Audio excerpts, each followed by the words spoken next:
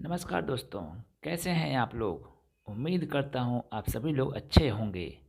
तो आज हम लेकर आए हैं pharmaceutical organic chemistry 2 BP301 T के यूनिट 1 के पार्ट ए को लेकर, जिसमें हम बात करेंगे बेंजीन के स्ट्रक्चर के लिए डिफरेंट एविडेंसेस, जैसे analytical evidence, synthetic evidence and other evidences. इसके साथ ही बेंजीन के orbital picture, resonance, aromatic characters और हकल्स रूल के भी बारे में हम डिटेल में ये टॉपिक डिस्कस करेंगे। अच्छे से समझने के लिए आप सभी लोग कॉपी और पेन लेकर बैठ जाइए और हर पॉइंट्स, स्ट्रक्चर्स और रिएक्शंस को ध्यान से लिखते हुए चलिए। अगर कहीं समझने में मुश्किल हो रही है तो वीडियो को फिर से देखिए और लिखने की प्रैक्टिस करते रहिए। तो चलिए शुरू करते हैं आज का topic, benzene and it's derivatives. What is benzene? Benzene क्या है? जितने भी एरोमेटिक हाइड्रोकार्बन्स पाए जाते हैं उसमें बेंजीन सबसे सिंपलेस्ट कंपाउंड है, जिसका कि केमिकल फॉर्मूला है C6H6। ये वोलेटाइल नेचर का ऑर्गेनिक कंपाउंड होता है। It is produced by volcanoes and forest fires, made up from coal tar and petroleum sources. ये एयर में भी मिक्स होते हैं व्हीकल एमिशन से, फॉरेस्ट फायर से और टोबैको के स्मोकिंग से। और जब एयर में मिक्स होते हैं तो हम उसी एयर में अपनी ब्रीदिंग करते हैं, उस ब्रीदिंग से भी ये हमारे बॉडी में इंटर करते हैं।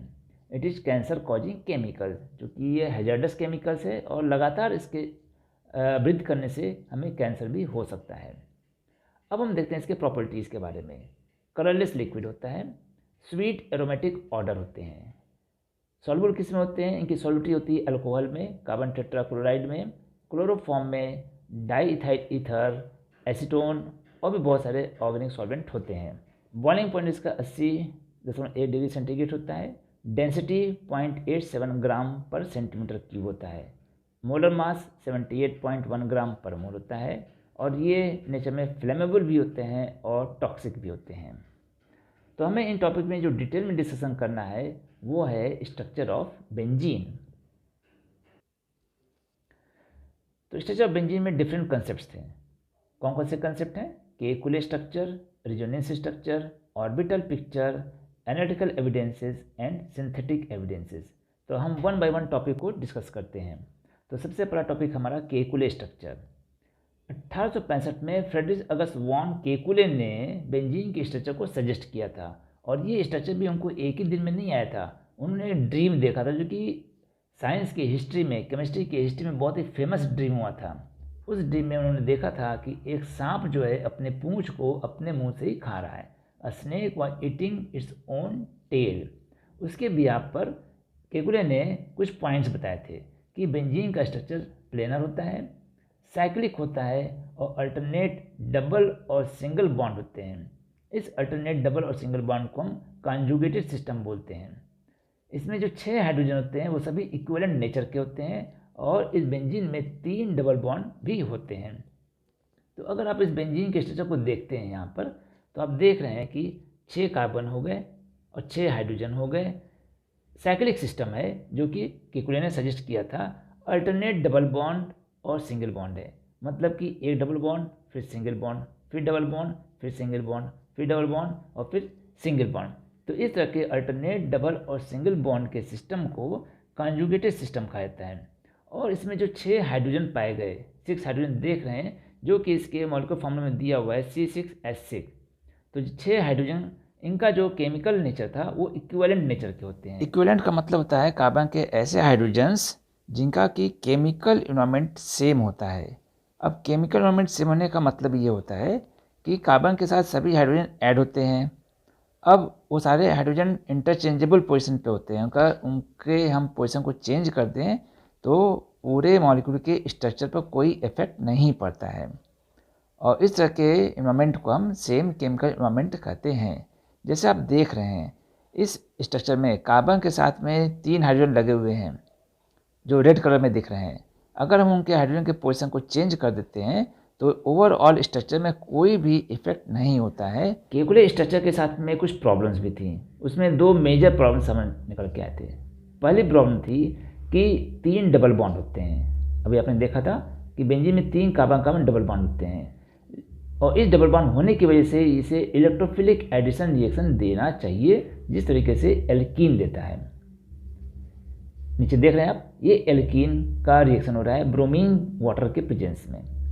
तो ब्रोमीन वाटर के प्रेजेंस में जब एल्कीन का रिएक्शन होता है तो डबल बॉन्ड की जगह ये ब्रोमीन एटम ऐड हो जाता है और डाईब्रोमोमीथेन बनाता है।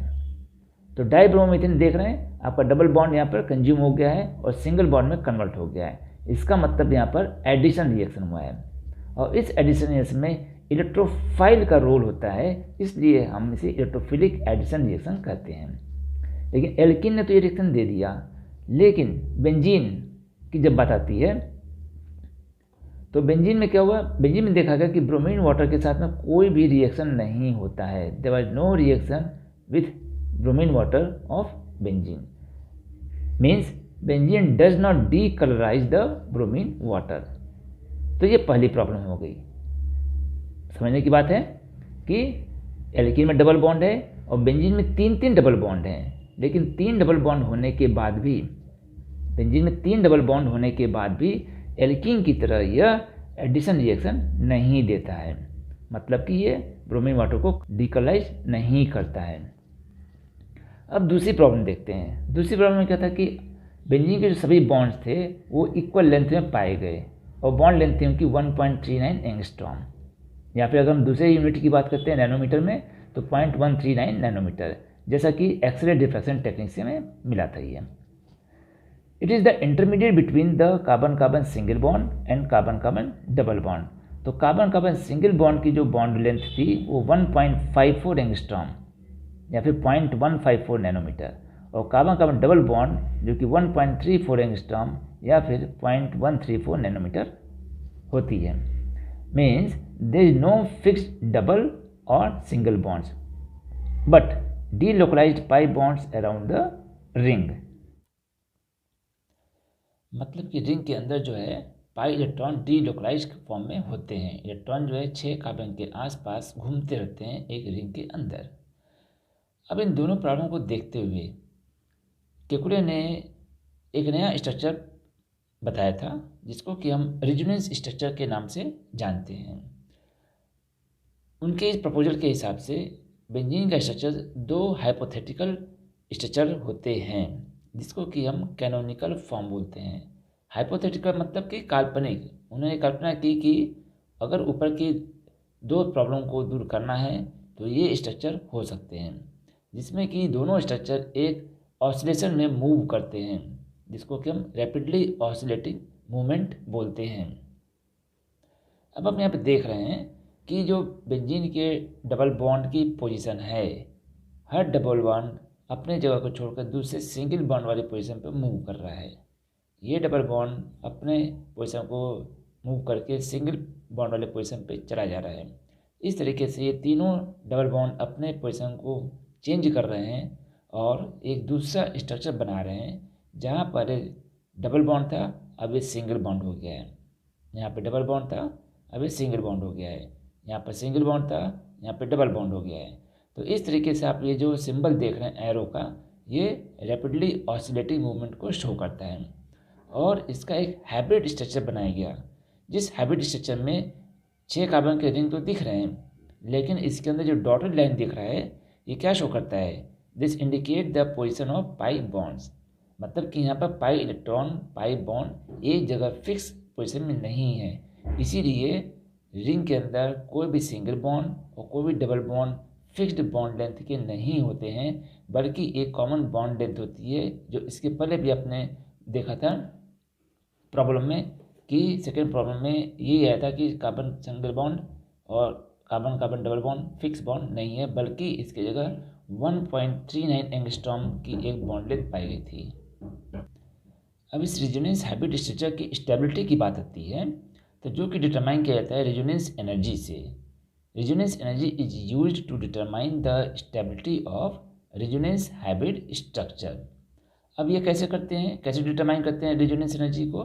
It is estimated by measuring the changes in heat of hydrogenation of benzene.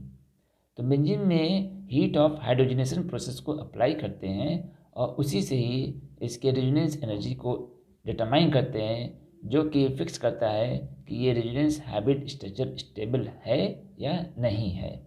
तो हीट ऑफ हाइड्रोजनेशन को डिटरमाइन करने से पहले हमें क्या मालूम होना चाहिए, हाइड्रोजनेशन क्या होता है। Hydrogenation is the addition of hydrogen to carbon carbon double bond. मतलब कि आप देख रहे हैं इथीन का एग्जाम्पल दिया गया है, कार्बन कार्बन डबल बॉन्ड है, अब इसमें हाइड्रोजन को ऐड करना है।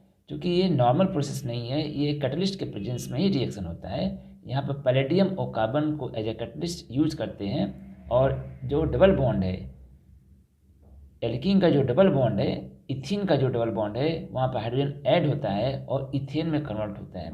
मतलब कि एल्कीन एल्केन में कन्वर्ट होता है। तो ये प्रोसेस को हम हाइड्रोजनेशन बोलते हैं। उसी तरीके से बेंजीन आप देख रहे हैं एक साइक्लिक कंपाउंड है। इस साइक्लिक कंपाउंड में हाइड्रोजन भी इजीली ऐड नहीं होता है। इसके लिए एक कैटलिस्ट चाहिए जो कि निकल का यूज़ करते हैं। निकल के प्रेजेंस में जब हम बेंजीन में हाइड्रोजन को ऐड करते हैं तब ये साइक्लोहेक्सेन बनता है। इस हाइड्रोजनेशन प्रोसेस में जो हीट रिलीज होती है, जो हीट लिबरेट होती है, उसी को ही हम हीट ऑफ हाइड्रोजनेशन कहते हैं, जिसको कि हम डेल्टा एच नॉट से प्रेजेंट करते हैं। तो ये हो गया, आपको समझ में आ गया हीट ऑफ हाइड्रोजनेशन क्या होता है। द हीट और energy liberated bye hydrogenation is called heat of hydrogenation. Heat of hydrogen को समझने के लिए यहाँ पर एक एनर्जी डायग्राम बताया गया है। इस एनर्जी डायग्राम में आप देख रहे हैं कि दो एक्सिस पे हमारे डाटा दिए गए हैं। एक तरफ है नंबर ऑफ डबल बॉन्ड्स और दूसरी तरफ है हीट ऑफ हाइड्रोजनेशन, जिसकी की यूनिट है किलो कैलोरी पर मोल।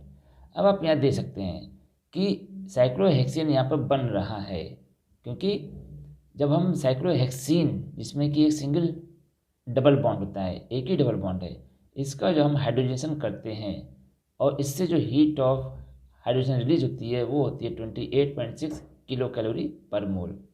तो ये साइक्लोहेक्सेन का हाइड्रोजनेशन करने पर ये कन्वर्ट होता है साइक्लोहेक्सेन में।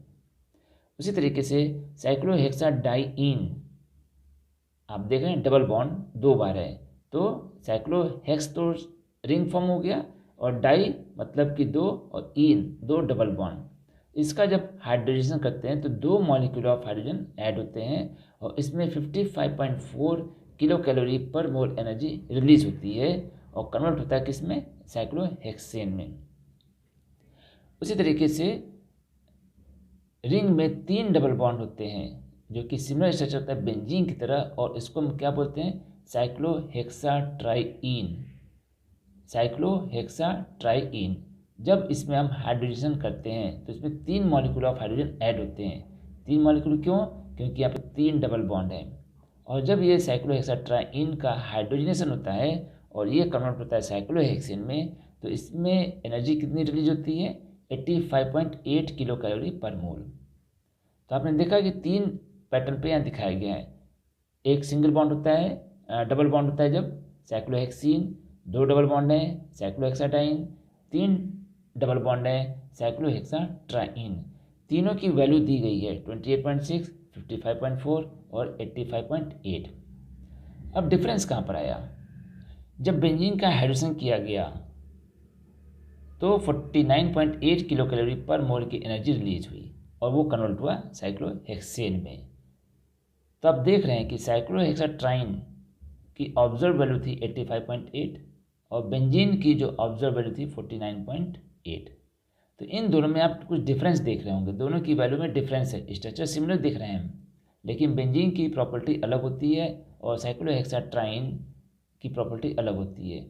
ये एक्सपेक्टेड वैल्यू थी बेंजीन की आने की, लेकिन बेंजीन की जो एक्सपेक्टेड वैल्यू आई है वो 49.8 किलो कैलोरी पर मोल। तो आप देख रहे हैं रेजोनेंस एनर्जी में कोई डिफरेंस आया है। वो डिफरेंस क्या था, 85.8 minus 49.8 equal to 36 kilo calorie per mole. इतने एनर्जी का डिफरेंस आया। और कम एनर्जी है तो जहाँ भी एनर्जी कम होती है इसका मतलब वो स्ट्रक्चर, वो सिस्टम स्टेबल होता है। अधिक एनर्जी के केस में वो अनस्टेबल केस में चला जाता है। तो तीनों स्ट्रक्चर के हाइड्रोजनेशन को यहाँ पर एक रिएक्शन में दिखाया गया है। साइक्लोहेक्सीन का हाइड्रोजन हुआ, कैटलिस्ट पैलेडियम कार्बन के प्रेजेंस में साइक्लोहेक्सेन में कन्वर्ट हुआ और जो हीट ऑफ हाइड्रोजन था वो 28.6। उसी तरीके से साइक्लोहेक्साडाइन 2 मॉलिक्यूल ऑफ हाइड्रोजन के साथ में हाइड्रोजनेशन प्रोसेस के थ्रू गया और क्या हीट रिलीज हुई 55.4। अब यहाँ पर देखिए एक डबल बॉन्ड का हाइड्रोजन होने पर 28.6 आता है, तो 2 डबल बॉन्ड जो कि साइक्लोहेक्साडाइन में 2 डबल बॉन्ड है, इसमें 2 डबल बॉन्ड होने की वजह से 28.6 किलो कैलोरी के हिसाब से 57.2 आना चाहिए, लेकिन ये कितनी वैल्यू आई 55.4। डिफरेंस कितना हो गया 2 का, तो इसका मतलब 2 किलो कैलोरी पर मोल के हिसाब से ये थोड़ा सा स्टेबल हो गया। बेंजीन का जब हाइड्रोजन किया गया सेम कंडीशन में, तो इसके जो हीट ऑफ हाइड्रोजन था वो 49.8 था। और अगर हम एक डबल बॉन्ड के रेफरेंस में लेके चलते हैं, क्योंकि बेंजीन में 3 डबल बॉन्ड है, तो 3 × 28.6 = 85.8। तो 85.8 किलो कैलोरी पर मोल की एनर्जी रिलीज होनी चाहिए, लेकिन कितनी हुई 49.8। तो डिफरेंस कितना हो गया 36 का। तो यही चीज़ आपको यहाँ बताया गया है कि इस एनर्जी डायग्राम में रेजोनेंस एनर्जी बेंजीन की 36 किलो कैलोरी पर मोल स्टेबल है। अब थर्ड पॉइंट है ऑर्बिटल पिक्चर ऑफ बेंजीन। तो ऑर्बिटल पिक्चर को समझने के लिए हमें मालूम होना चाहिए मॉलिक्यूलर ऑर्बिटल क्या होते हैं। ये ऐसे रीजन होते हैं स्पेस में जहाँ पर बॉन्डिंग पेयर ऑफ इलेक्ट्रॉन्स पाए जाते हैं, मतलब कि बॉन्डिंग पेयर ऑफ इलेक्ट्रॉन्स जिस एरिया में पाए जाते हैं उसको हम मॉलिक्यूलर ऑर्बिटल कहते हैं। अच्छा, बेंजीन में क्या होता है कि 6 कार्बन होते हैं, तो 6 कार्बन में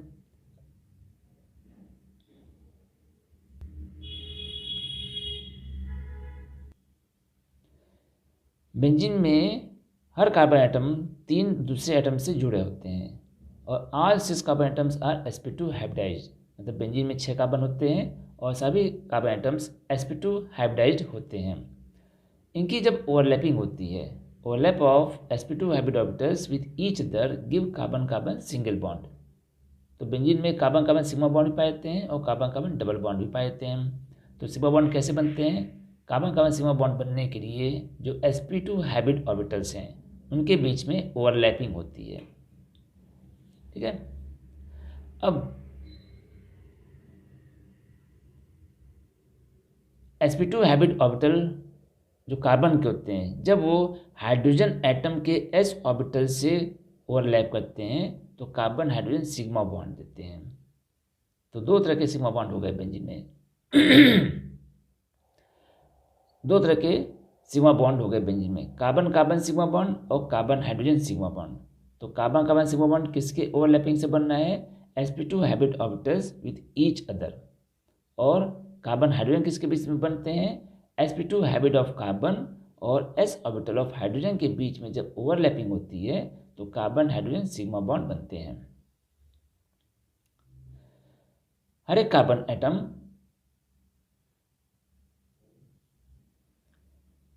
बेंजीन के हर कार्बन एटम पे एक अनहाइब्रिडाइज्ड p ऑर्बिटल होता है। ठीक है, और उस अनहाइब्रिडाइज्ड p ऑर्बिटल में एक इलेक्ट्रॉन भी होते हैं। This p orbital is perpendicular to the plane of sigma bond. मतलब कि प्लेनर स्ट्रक्चर होता है और जो भी p ऑर्बिटल्स में पाए जा रहे हैं अनहाइब्रिडाइज्ड फॉर्म में वो परपेंडिकुलर होते हैं सिग्मा बॉन्ड के प्लेन के। इन अनहाइब्रिडाइज्ड p ऑर्बिटल की जब लैटरल ओवरलैपिंग होती है, ठीक है, लैटरल ओवरलैपिंग होने से पाई मॉलिक्यूलर ऑर्बिटल बनते हैं, जो कि पाई MO से हम शो करते हैं।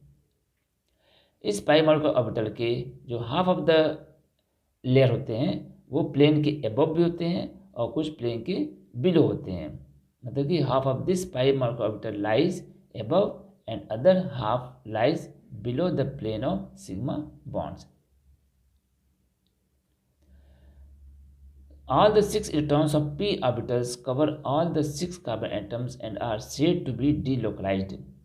मतलब कि 6 कार्बन पे 6 इलेक्ट्रॉन्स जो होते हैं, मतलब कि जो बेंजीन में 6 कार्बन एटम है और 6 अनहाइब्रिडाइज्ड p ऑर्बिटल हैं और हर एक में एक एक इलेक्ट्रॉन है, तो 6 इलेक्ट्रॉन्स हो गए। तो 6 इलेक्ट्रॉन्स p ऑर्बिटल्स के ये कवर करते हैं 6 कार्बन एटम्स को और इसको हम बोलते हैं डीलोकलाइज्ड कंडीशन। ठीक है, अब हम ये डायग्राम से समझते हैं।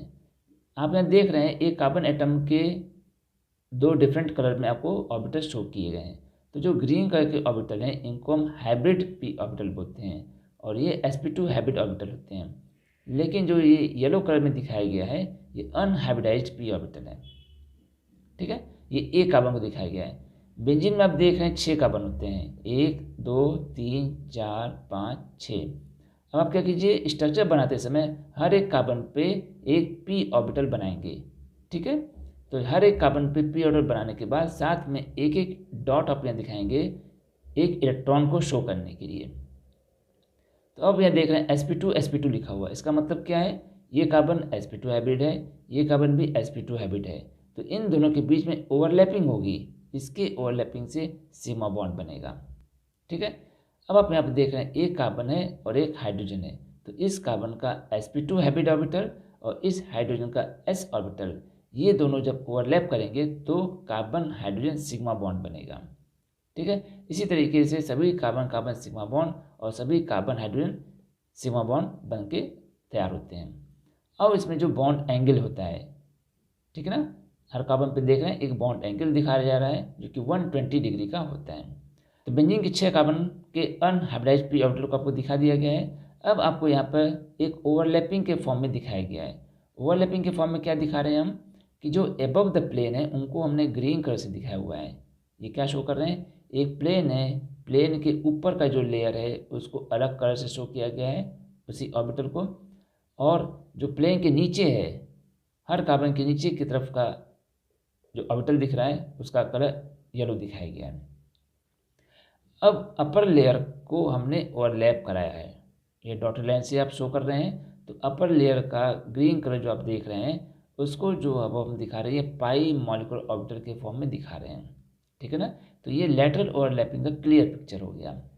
उसी तरीके से कार्बन के नीचे के एरिया में भी ओवरलैपिंग होती है जो कि प्लेन के नीचे है।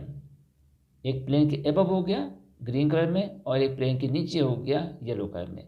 तो नीचे की लेयर का जब ओवरलैपिंग करा रहे हैं जिसको कि हम लेटरल ओवरलैपिंग बोलते हैं, तो ये आपका एक पाई मॉलिक्यूलर ऑर्बिटल दिख गया। तो बेंजीन का एक प्लेनर स्ट्रक्चर होता है, ऊपर एक क्लाउड बन रहा है और नीचे एक क्लाउड बन रहा है। तो ऊपर के क्लाउड को भी हम पाई मॉलिक्यूलर ऑर्बिटल बोलते हैं और नीचे के भी क्लाउड को पाई मॉलिक्यूलर ऑर्बिटल बोलते हैं। तो नेक्स्ट टॉपिक है इसमें एनालिटिकल एविडेंसेस की। बेंजीन के स्ट्रक्चर को डिफरेंट एनालिटिकल टेक्निक से कंफर्म किया गया था। उसमें पहले टेक्निक थी एक्सरे डिफ्रैक्शन एनालिसिस। इस टेक्निक के थ्रू बेंजीन के हेक्सागोनल रिंग के बारे में पता चला। बेंजीन 6 कार्बन कंटेनिंग कंपाउंड होता है और 6 कार्बन स्ट्रेट चेन में न होकर के एक हेक्सागोनल रिंग में प्रेजेंट होते हैं, जिसमें कि कार्बन कार्बन बॉन्ड लेंथ जो पाई गई वो 1.39 एंगस्ट्रॉम थी। नेक्स्ट टेक्निक है IR स्पेक्ट्रोस्कोपी।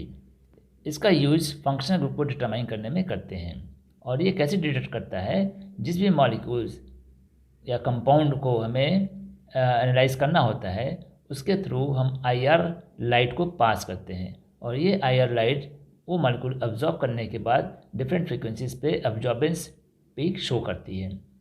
तो जो IR स्पेक्ट्रा हमें मिलता है, ये स्पेक्ट्रा 2 एक्सिस के बीच में ग्राफ प्लॉट करने से पता चलता है। एक एक्सिस पे फ्रीक्वेंसी या वेवलेंथ होती है और दूसरे एक्सिस पे IR एब्जॉर्ब लाइट होती है। तो बेंजीन के केस में जो डिफरेंट वाइब्रेशनल फ्रीक्वेंसीज पाई गई उसमें ये देखा गया कि carbon carbon single bond stretch mode में, carbon carbon double bond stretch mode में और carbon hydrogen bond stretch mode में अलग अलग फ्रीक्वेंसीज पे अब्जॉर्बेंस शो करती हैं, जिसमें कार्बन कार्बन स्ट्रेच मोड पाया गया 1500 सेंटीमीटर इनवर्स पे। Carbon carbon double bond stretch mode में ऑब्जर्व हुआ 1600 सेंटीमीटर इनवर्स पे और कार्बन हाइड्रोजन जो सिंगल बॉन्ड है उसकी स्ट्रेचिंग आई 3000 सेंटीमीटर इनवर्स। तो ये जो एनालिटिकल डाटा हैं ये आपके बेंजीन के IR स्पेक्ट्रोस्कोपी से ऑब्जर्व हुए। नेक्स्ट टेक्निक आई NMR स्पेक्ट्रोस्कोपी। इसका यूज कैसे होता है, it determine the number and nature of proton and carbon. Benzene में केवल कार्बन और हाइड्रोजन होते हैं, हाइड्रोजन को हम यहाँ प्रोटॉन भी बोलते हैं, और इन कार्बन और प्रोटॉन के नंबर्स और नेचर के बारे में NMR स्पेक्ट्रोस्कोपी के थ्रू हम स्टडी करते हैं। NMR स्पेक्ट्रोस्कोपी में मैग्नेटिक फील्ड के प्रेजेंस में सैंपल को रिजोनेट कराते हैं और उसमें कुछ पीक्स ऑब्जर्व होते हैं और ये NMR 2 टाइप्स के होते हैं, एक 13C NMR और दूसरा प्रोटॉन NMR। बेंजीन में 6 कार्बन और 6 हाइड्रोजन होते हैं। It shows only one signal eight 7.3 ppm in NMR spectrum. मतलब कि जो बेंजीन के मॉलिक्यूल होते हैं इसकी केवल एक ही पीक आती है, न कि 6 कार्बन और 6 हाइड्रोजन की अलग अलग पीक नहीं आती है, और ये वैल्यू होती है 7.3 ppm। All atoms are magnetically equivalent, that is only one chemical environment is found in the benzene. Next technique, mass spectroscopy. इसका यूज क्या होता है? It determine the molecular weight. इसमें क्या होता है, इलेक्ट्रॉन का बम्बार्डमेंट कराते हैं सैंपल पे, और इस प्रोसेस से क्या होता है, सैंपल मॉलिक्यूल आयनाइज होते हैं और मॉलिक्यूलर आयन पीक प्रोवाइड करते हैं। और अगर किसी मॉलिक्यूलर आयन में फ्रैगमेंट होता है, क्योंकि जब हम इलेक्ट्रॉन का बम्बार्डमेंट कराते हैं तो मॉलिक्यूल के आयन्स ब्रेक होते हैं, छोटे छोटे पीस बनते हैं, जिनको कि हम फ्रैगमेंट पीक भी बोलते हैं। और बेंजीन का जो मॉलिक्यूलर आयन पीक पाया गया वो 78 पाया गया। आप यहाँ देख रहे हैं बेंजीन पर इलेक्ट्रॉन का बम्बार्डमेंट करते हैं तो इसमें से 2 इलेक्ट्रॉन निकल रहा है और पॉजिटिव आयन की पीक बन रही है, जिसको कि m/z = 78 से हम प्रेजेंट करते हैं। ये पेरेंट आयन पीक होता है। इसमें से एक हाइड्रोजन और निकल गया तो m/z की वैल्यू 77 हो गई। यहाँ पर m क्या है, टोटल मास हो गया, और z चार्ज है। तो चार्ज आप देख रहे हैं कि एक पॉजिटिव चार्ज है, तो m/z की वैल्यू 77। तो इस तरह से एनालिटिकल एविडेंस में आपको क्या करना है, केवल जो बेंजीन के डिफरेंट वैल्यूज़ आए हैं इन वैल्यूज़ को याद करना है डिफरेंट एनालिटिकल टूल्स के थ्रू। एक्सरे में आपको 1.39 एंगस्ट्रॉम की वैल्यू दिखानी है जो कि बॉन्ड लेंथ शो करता है। IR स्पेक्ट्रोस्कोपी में वाइब्रेशन फ्रीक्वेंसीज दिखानी है बेंजीन की, जो ये 3 वैल्यू दी गई हैं। NMR स्पेक्ट्रोस्कोपी में एक सिंगल पीक बनती है बेंजीन मॉलिक्यूल की जो कि 7.3 ppm पे ऑब्जर्व होती है। और मास स्पेक्ट्रोस्कोपी में आपको मॉलिक्यूलर आयन पीक जो कि 78 और 77 पे ऑब्जर्व होती है। इन डाटा को ही आपको शो करना है। और नेक्स्ट एविडेंस है सिंथेटिक एविडेंसेस। इसमें कुछ रिएक्शंस के थ्रू बेंजीन के स्ट्रक्चर को कंफर्म किया गया। तो पहला पॉइंट है इसमें, benzene is not straight chain structure. मतलब बेंजीन में जो 6 कार्बन है वो एक ओपन और स्ट्रेट चेन में नहीं होते हैं। ये कैसे प्रूफ हुआ, इन रिएक्शन से, क्योंकि बेंजीन में भी डबल बॉन्ड होता है और एल्कीन में भी डबल बॉन्ड होता है। तो ये पाया गया कि डबल बॉन्ड होने के कारण बेंजीन को भी वही रिएक्शंस देने चाहिए जो एल्कीन देते हैं। एल्कीन ब्रोमीन वाटर के साथ रिएक्ट करता है और डाई ब्रोमो एल्केन बनाता है, जिसमें कि कलर चेंज हो जाता है। लेकिन वहीं पर बेंजीन का जब रिएक्शन ब्रोमीन वाटर के साथ करते हैं तो कोई भी रिएक्शन नहीं होता है। ये कैसे पता चला, क्योंकि ब्रोमीन वाटर के कलर में कोई चेंजेस नहीं आए। तो इससे कंफर्म हुआ कि बेंजीन एक साइक्लिक कंपाउंड है और यहाँ पर कोई भी फ्री एंड नहीं है ब्रोमीन के एडिशन के लिए। सेकेंड रिएक्शन था benzene undergoes electrophilic substitution reaction. Benzene का रिएक्शन ब्रोमीन के साथ कराया गया, लेकिन किसके प्रेजेंस में, फेरिक ब्रोमाइड के प्रेजेंस में, जो कि लिविस एसिड की तरह फंक्शन करता है। यहाँ भी ब्रोमीन के साथ रिएक्शन कराया गया था बेंजीन का, लेकिन कोई भी कैटलिस्ट नहीं था, कोई भी अदर रीजेंट नहीं थे और ये एडिशन रिएक्शन नहीं देता है। लेकिन उसी ब्रोमीन के साथ बेंजीन रिएक्शन देता है, लेकिन वो इलेक्ट्रोफिलिक सब्स्टिट्यूशन रिएक्शन देता है in presence of ferric bromide. Product बनता है 1 ब्रोमो बेंजीन। थर्ड रिएक्शन है इसमें हाइड्रोजिनेशन का। बेंजीन निकल कैटलिस्ट के प्रेजेंस में हाइड्रोजिनेशन रिएक्शन को परफॉर्म करता है और ये कन्वर्ट हो जाता है साइक्लोहेक्सेन में। ये जो 3 रिएक्शंस बताए गए हैं, ये तीनों रिएक्शंस बेंजीन के स्ट्रक्चर के लिए सिंथेटिक एविडेंस बनते हैं। एरोमेटिक कैरेक्टर्स और aromaticity. Compounds having chemistry similar to benzene are called aromatic compounds. तो ऐसे कंपाउंड्स जो बेंजीन की तरह ही केमिस्ट्री शो करते हैं उनको एरोमेटिक कंपाउंड्स कहा जाता है। और एरोमेटिक कंपाउंड्स के कैरेक्टर को एरोमेटिसिटी कहते हैं। Characters of aromatic compounds are called as aromaticity. Aromatic compounds को क्लासीफाई किया गया है 2 तरीके से। फर्स्ट कैटेगरी है benzenoid aromatic compounds and second category is non benzenoid aromatic compounds.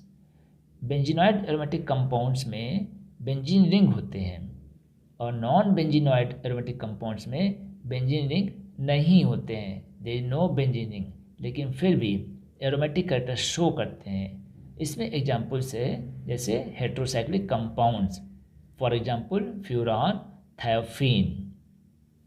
Aromatic characters और एरोमेटिसिटी को शो करने के लिए कुछ क्राइटेरिया होते हैं। इनमें सबसे पहला है cyclic, the structure must be cyclic, the ring must be planar, और रिंग के सभी एटम्स sp2 हाइब्रिडाइज्ड होने चाहिए। इनमें कॉन्जुगेटेड डबल बॉन्ड्स भी होने चाहिए। कॉन्जुगेशन का मतलब होता है alternate single and double bond, और इसमें p ऑर्बिटल भी होना चाहिए सभी एटम पे। रिंग के सभी एटम पे p ऑर्बिटल होंगे।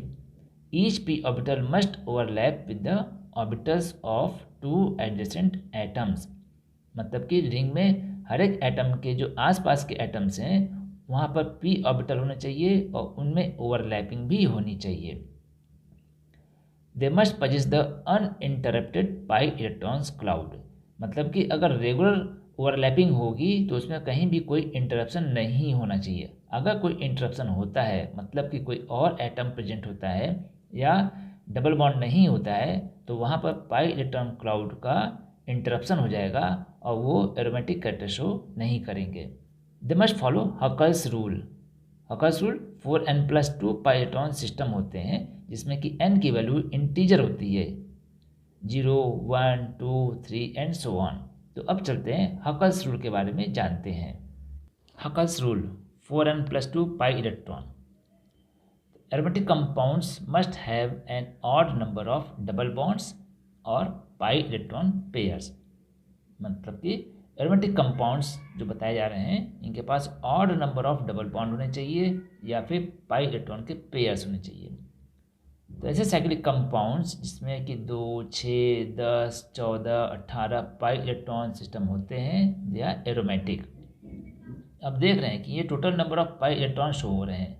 तो अगर 2 पाई इलेक्ट्रॉन है तो इसका मतलब कि 1 डबल बॉन्ड होगा, 6 पाई इलेक्ट्रॉन होंगे तो 3 डबल बॉन्ड होंगे, 10 होंगे तो 5, 14 pi electron 7 double bond, 18 pi electron 9 double bond.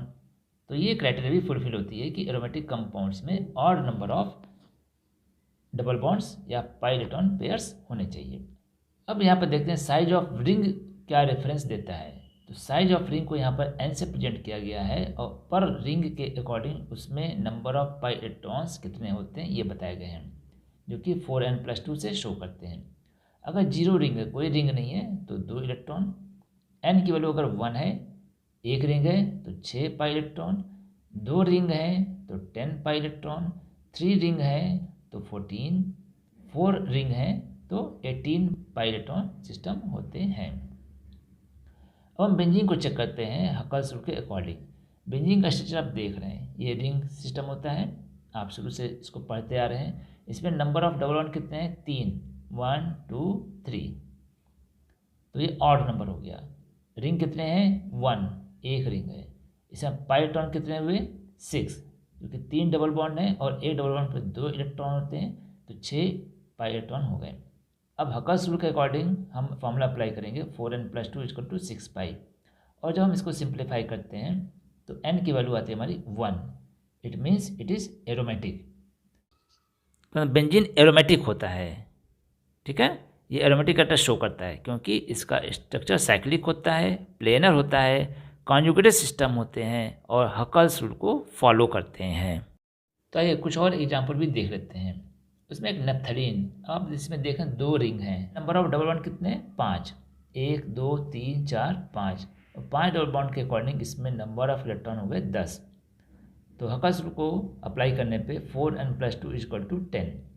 n को हम सिंप्लीफाई करेंगे तो n की value I 2, which is showing the aromaticity of the naphthalene, मतलब कि नेप्थलीन हकल्स रूल के अकॉर्डिंग एरोमेटिक है।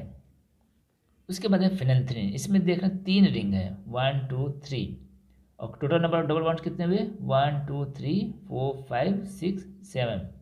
तो 7 डबल बॉन्ड्स हो गए, और 7 डबल बॉन्ड्स 14 पाई इलेक्ट्रॉन को शो करते हैं।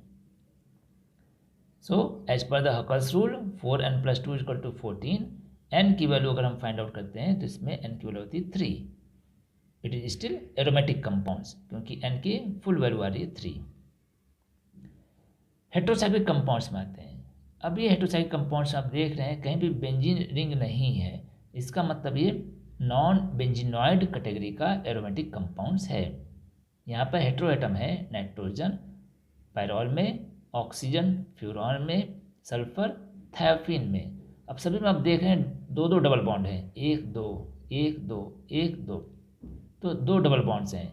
लेकिन अगर हम पाई इलेक्ट्रॉन सिस्टम देखते हैं रिंग के अंदर, तो दो डबल बॉन्ड की वजह से तो 4 पाई इलेक्ट्रॉन हो गए, 4 पाई इलेक्ट्रॉन, और साथ में हेटेरो एटम्स पे आप देख रहे हैं सभी हेटेरो एटम पे दो दो इलेक्ट्रॉन शो हो रहे हैं, तो 2 पाई इलेक्ट्रॉन।